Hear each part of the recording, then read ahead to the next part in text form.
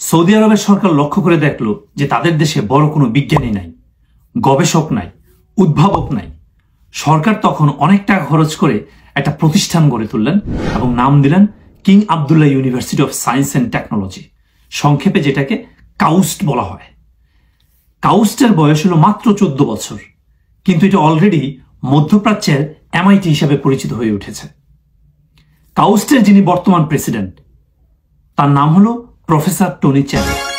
এই লোকটা extremely talented একটা পার্সন। প্রফেসর টনি চ্যান আন্ডার গ্র্যাজুয়েট করেছেন California institute of technology, Caltech থেকে। উনি PhD করেছেন স্ট্যানফোর্ড ইউনিভার্সিটি থেকে। উনি আমেরিকার ইয়েল ইউনিভার্সিটিতে এবং ইউনিভার্সিটি অফ ক্যালিফোর্নিয়া লস অ্যাঞ্জেলসে শিক্ষকতা করেছেন। এছাড়াও বিভিন্ন দেশে খুবই গুরুত্বপূর্ণ পদে উনি কর্মরত ছিলেন। সৌদি আরবের সরকার এইরকম একটা মানুষকে তাদের একটা প্রতিষ্ঠানের প্রেসিডেন্ট বানিয়েছেন কেন?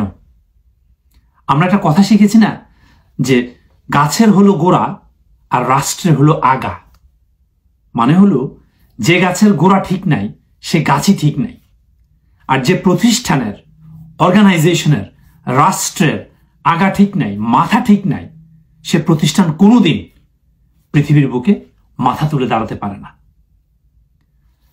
প্রফেসর টনি চ্যান যেই মানের লোক, যেই যোগ্যতা সম্পন্ন লোক, যেই উচ্চতা সম্পন্ন লোক, উনি কিন্তু তার অধীনে ঠিক ওই রকম ট্যালেন্টেড পিপলদেরকেই নিয়োগ দিবেন।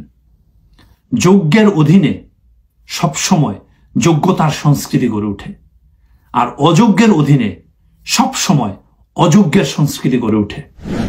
একজন অযোগ্য মানুষ কখনোই একজন যোগ্য মানুষকে নিয়োগ দেয় না, সে অযোগ্যকে নিয়োগ দেয়, তার চেয়ে অযোগ্য মানুষকে নিয়োগ দেয়। ফলে অযোগ্যতার একটা প্রতিযোগিতা ওখানে চলতে থাকে, অধপতনের একটা প্রতিযোগিতা চলতে থাকে।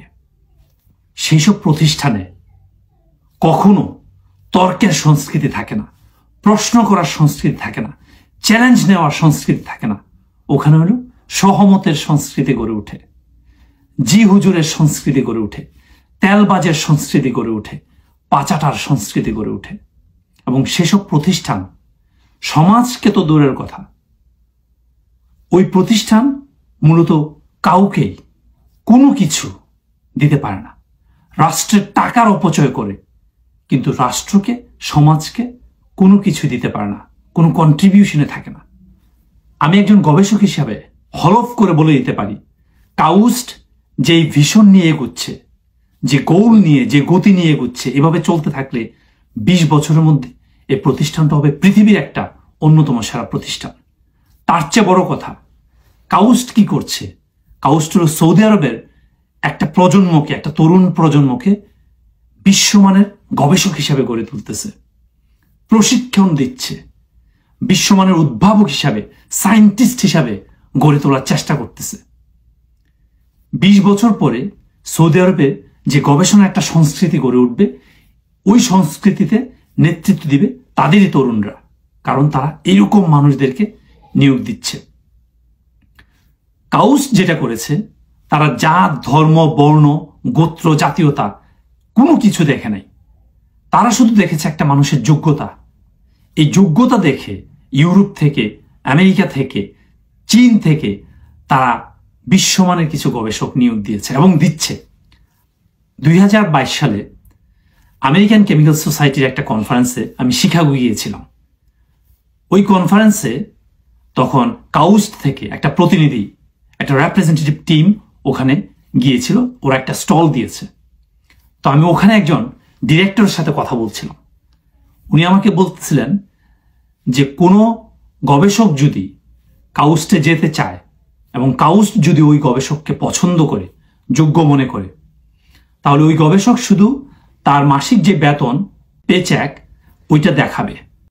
আমেরিকাতে সে যত বেতন পায় তার চেয়ে বেশি বেতন দিয়ে তাকে কাউস্টে নিয়ে যাওয়া হবে, যদি কাউস্ট তাকে যোগ্য মনে করে। তারা এইভাবে মেধাবীদেরকে ছেকে ছেকে নিয়োগ দেওয়ার চেষ্টা করতেছে। তাহলে এইসব প্রতিষ্ঠান দাঁড়াবে না তো কোন প্রতিষ্ঠান দাঁড়াবে? তাদের গোলটা কি? বিশ্বমানের মানুষ দিয়ে বিশ্বমানের তরুণদেরকে গড়ে তোলা। যেসব প্রতিষ্ঠানের এই ধরনের লক্ষ্য থাকে, তাদেরকে কখনো পেছনের দিকে তাকাতে হয় না। কাউস্ট এই ধরনের একটা প্রতিষ্ঠান বলে আমার মনে হয়েছে।